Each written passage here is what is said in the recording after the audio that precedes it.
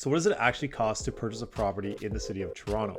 This is also applicable to anywhere in Ontario. So three things we're going to go through today are the cost to purchase the property. So when that offer is accepted, we're going to go through the cost to close on the property. So those closing costs before taking possession.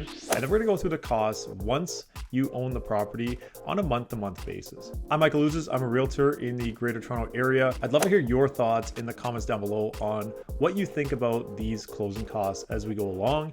And if you ever wanted a more in-depth look into the costs in the budget that you're looking at, I'd love to walk through those with you. If you ever want to book in a call with me, click on that first link in the description down below whenever you're ready. So we're going to break these up into two different elements. We're going to talk about the costs from once your offer is accepted to closing, and we're going to talk about the cost on a monthly basis after you own the property. So once your offer is accepted, the deposit is the first amount of money that's due. Typically, that number comes in around 5% in the city of Toronto. Now, while it doesn't have to be 5%, it could be less or more, especially depending on market conditions. Deposits are either due with your offer, especially if you're in a multiple offer situation, or you want to make your offer a little bit more attractive to the sellers. The other option is they can be due within 24 hours of having an offer accepted. There is a third option where the deposit is due at a future date, although that's not a very common scenario, especially in the city of Toronto.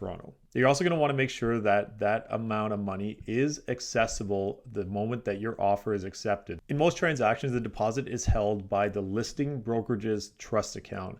If the property is for sale by owner, then a lawyer would typically hold it in their trust account. Now, there are some additional acceptance expenses that might come up after your offer is accepted. Three of the most common are a home inspection, a status certificate, and your lender might require an appraisal to be done.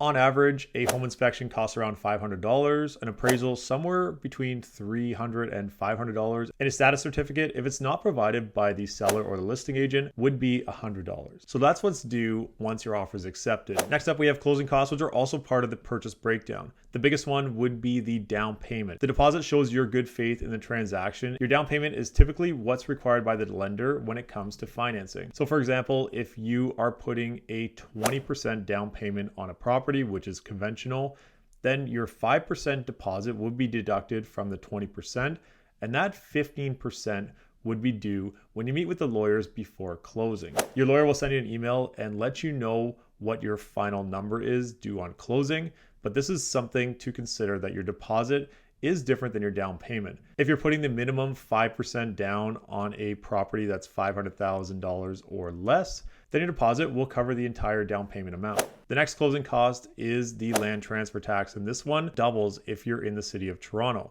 So there's two types of land transfer tax. There's provincial and there's municipal. Toronto, as of now, is the only city in Ontario that charges a municipal land transfer tax. That might change in the future, but for now, only in Toronto you pay double land transfer tax. If you're a first-time buyer in the province of Ontario, you'll get two rebates when it comes to land transfer. The first one is for provincial, where you get a $4,000 cap on your rebate. And the second one is for municipal if you are buying in the city of Toronto, and you'll get a rebate of $4,475. These two adjustments are made on closing, so they'll be deducted from your final closing cost. If you're not putting down 20% onto the mortgage, then there will be something called mortgage insurance.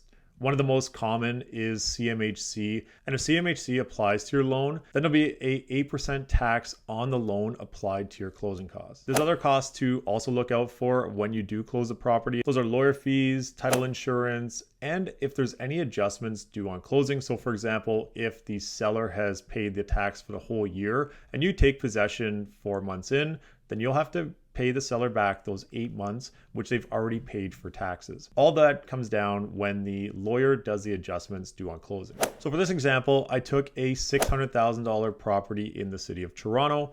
That's your typical entry level point for a one bedroom. Now there are one bedroom units that are over 600,000 and there are one bedroom units under 600,000, but I just thought 600,000 was a pretty generic price point for a one bedroom condo in the city of Toronto. So on that 600,000, your 5% deposit is $30,000, and that is due with the offer or within 24 hours of the offer being accepted. Now, if you're getting a home inspection, I'm going to price that at $500. If you're getting a status certificate, we're going to price it at $100.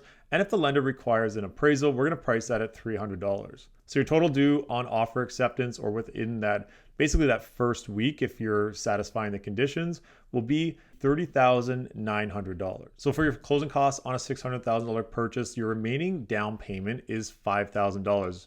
Now this is tiered. It's 5% down from 0 to 500,000. Then it's 10% on the difference between 500,000 and 1 million. Anything over 1 million is 20% down automatically. Land transfer, $8,475. You do get a $4,000 rebate as a first-time buyer. Your municipal land transfer for the city of Toronto, $8,475. This one comes with a rebate of $4,475 if you're a first-time buyer. Other costs to consider, and these are estimates. So we have the lawyer at $2,000. For the CMHC provincial tax, that's just over $1,800. I also added in $2,000 for closing costs, just in case there's any adjustments to be made, and $500 for title insurance. Now again, these are just estimates, but I want to give you a bit of a ballpark of what those closing costs will look like just before closing day. So now let's get into the monthly costs and what that's actually going to cost you on a month-to-month basis. The first thing we're going to calculate is the mortgage remaining on the principal balance.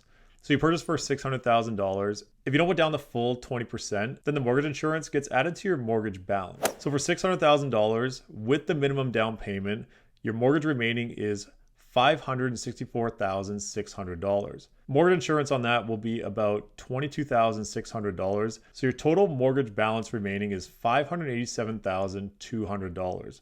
That is your loan on the property, and that's what you'll be paying your monthly payments on. Now to calculate those monthly payments, I used a 5% interest rate with a 25-year amortization and a monthly payment. You can go to any mortgage calculator online and plug in some numbers and go with more current rates as what they are at today, and it'll give you a better idea of what that monthly payment costs. In Toronto, our property taxes are lower than the rest of the province. I estimated that at $2,700 a year for a unit of that size, which brings us to $225 a month. You're also going to need insurance on your property, and I used $420 for the year, which comes in at $35 a month. I used a $500 a month condo fee to just keep it kind of average. So your total before any utilities would be $4,175, including the condo fee. Now, typically your condo fees will include some of the utilities. The most common one that we see as extra is hydro. So I priced hydro in at $80 a month. And again, this is all dependent on your personal usage in the unit. And then I also added internet at $100 a month. You can find things that are much cheaper. You can also find things more expensive.